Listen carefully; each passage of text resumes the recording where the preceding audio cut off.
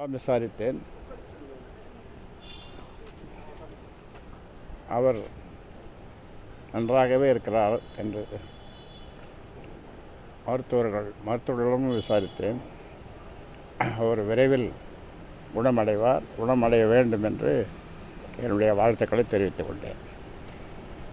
உங்களுடன் நாங்களும் இருக்கிறோம் அப்படின்ற வார்த்தையை நீங்கள் அவர்கிட்ட சொன்னதாக சொல்கிறாங்க. அதுக்கு என்ன அர்த்தங்க?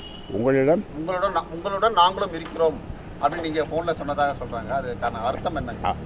அது ஃபோனில் சொல்ல, நீ தான் சொல்கிற. இல்லை, இப்போ தமிழ் அப்படி தான் சொல்லி நீ தான் சொல்கிற. 100 தரம் சொல்லுவேன், நீ தான் சொல்ல.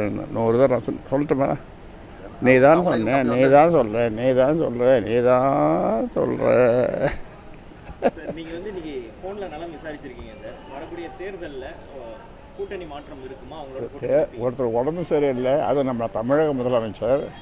அவருக்கு உடனெல்லாம் ஒன்றும் பெருசாக ஒன்றும் இல்லை, சாதாரண இதுதான். அது விரைவில் குணமாக என்னுடைய வாழ்த்துக்களை தெரிவிக்கிறது வழக்கம். அதுக்கும் இதுக்கும் சம்பந்தமே இல்லை. ஐயா, இப்போ தைலாபுரத்துக்கு வெளியில் பாமகவோட தலைமையகம் இல்லைங்கிற கருத்தை நம்ம தெரிவிச்சிருந்தோம். நேற்று தேர்தல் ஆணையத்தோட அறிவிப்புகளில் பாமகவோட தலைமையகங்கிறது அன்புமணி இயங்கி வர திலக் தெருன்னு குறிப்பிட்டிருக்காங்க. நம்ம எதுவும் மாற்றம் இருக்குமா ஐயா அதில்?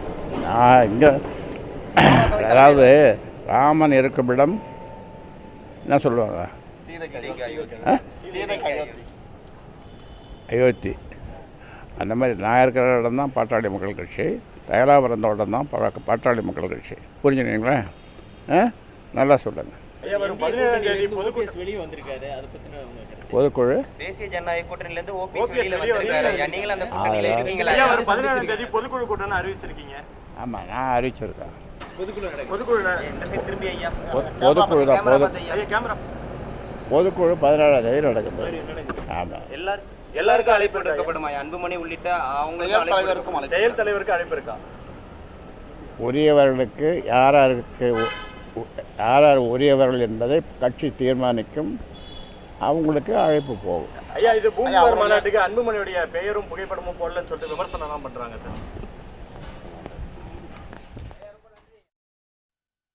பாமக நிறுவனர் ராமதாஸ் செய்தியாளர்களை சந்தித்து அந்த காட்சியை பார்த்தோம். முதலமைச்சரை தொலைபேசியில் தொடர்பு கொண்டு நலம் விசாரித்ததாக பேசியிருக்கிறார். மேலும் பல்வேறு கேள்விகளுக்கும் விடையளித்திருக்கிறார். முழுமையான விவரங்களை பின்வரும் செய்திகளில் பார்க்கலாம். உடனுக்குடன் செய்திகளை தெரிந்து கொள்ள சன் நியூஸ் பெல் ஐகானை கிளிக் பண்ணுங்க.